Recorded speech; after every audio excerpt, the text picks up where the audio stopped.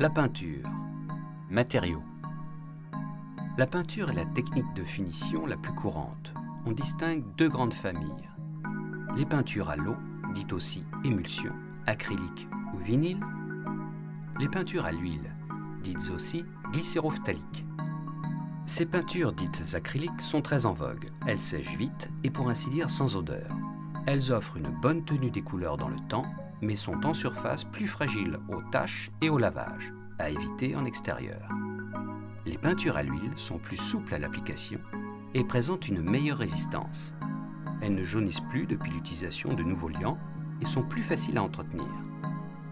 Cependant, le solvant utilisé à base de pétrole et le white spirit pour le nettoyage du matériel dégagent toujours une odeur incommodante. Dans les deux familles, vous avez deux choix possibles. Mat, plutôt réservé au plafond, cette finition absorbe la lumière et dissimule les défauts. En contrepartie, elle est fragile et salissable. Satiné, plutôt réservée au mur, cette finition brille à la lumière, plus résistante, elle est aussi lavable. À utiliser impérativement sur les boiseries. Si votre fond est poreux, il vous faut appliquer une sous-couche, appelée aussi couche d'impression. Ces peintures sont peu couvrantes, car pauvres en pigments, mais enrichies en résine. L'effet renforcé du liant stabilise le support et assure ainsi la tenue des couches de peinture successives à venir, tout en facilitant l'application préalable des enduits. Préparation. En premier lieu, vous procéderez à la mise en place d'un film polyane afin d'assurer la protection de votre sol. Poussière et peinture sont très pénétrants. Le ruban peut s'associer au polyane pour masquer les éléments fixes. Vous passerez moins de temps à protéger qu'à décaper. S'il s'agit simplement de repeindre une pièce dont la peinture a vieilli, il suffit de procéder à un grand lessivage, de rincer, laisser sécher et de peindre. Si votre plafond ou vos murs présentent des altérations, il faut au préalable reboucher et réenduire les surfaces.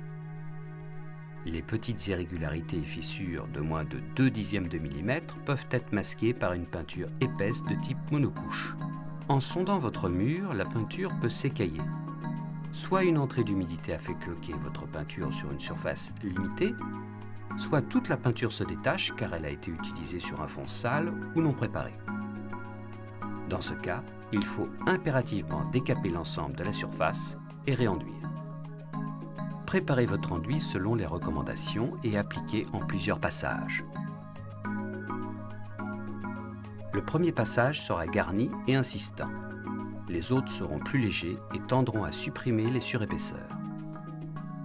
Après séchage, la première passe d'enduit dite de rebouchage doit être égrenée au papier de verre avant l'application de la seconde passe dite de lissage. Cette étape demande un bon tour de main. Si un creux ou une bosse subsiste, votre peinture révélera ses défauts.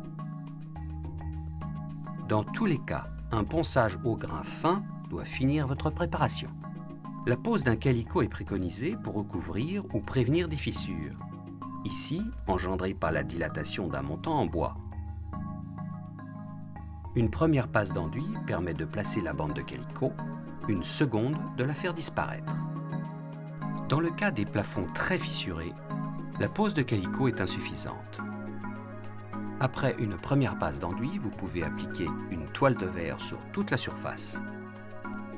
Il s'agit de prendre ces mesures, de découper le lait et de le placer sur le support juste encollé. Cette solution prévient au mieux l'apparition de nouvelles fissures.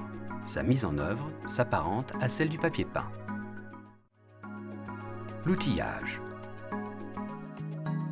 De la lessive, un seau, une éponge, des spatules, du papier de verre, de l'enduit de rebouchage et de lissage, une paire de gants en coton, un chapeau de protection, du ruban de masquage, des brosses plates et rondes, des rouleaux, des bacs à peinture, une tige pour mélanger la peinture, une bouteille de white spirit pour la peinture à l'huile, des chiffons propres.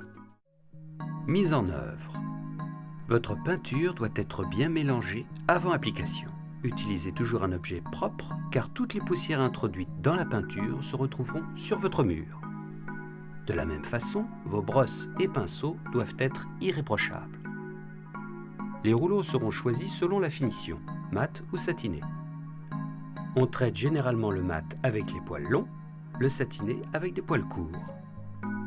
Votre première couche peut être diluée à 5% si votre fond est absorbant ou si la température est élevée.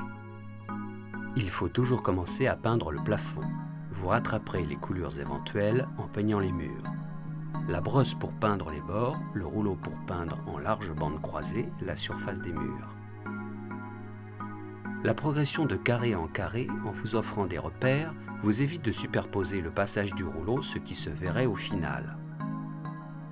Cette technique vous laisse la possibilité de déplacer votre escabeau en évitant les postures acrobatiques, qui se révèlent dangereuses. Lisez les précautions d'emploi avant d'appliquer la seconde couche, sec au toucher, recouvrable, séchage définitif. La seconde couche permet d'opacifier, d'uniformiser la couleur. Si vous réalisez vous-même votre couleur, soyez attentif aux nuanciers. La teinte que vous obtiendrez avec des pigments et un mélangeur, à l'aide d'apports successifs et gradués, doit se faire dans la même unité de pot de peinture. Recréer un mélange avec exactitude est un pari risqué. Effet. La peinture à l'éponge sert à réaliser des effets irréguliers, généralement colorés. Les éponges naturelles sont à privilégier. Une éponge synthétique peut être utilisée, à condition de la découper afin de la mettre en forme. L'éponge noyée dans l'eau, puis essorée, sera posée sur la peinture. Il s'agit de l'imbiber superficiellement de peinture, puis vous l'appliquerez plus ou moins fortement selon l'effet que vous désirez obtenir. Vous pourrez aussi donner un mouvement à cette imprégnation. Entretien. L'eau et le savon suffisent à nettoyer les peintures satinées qui sont lessivables. Les peintures mates tachées seront tamponnées avec un chiffon imbibé d'alcool à brûler. Acrylique et glycérophthalique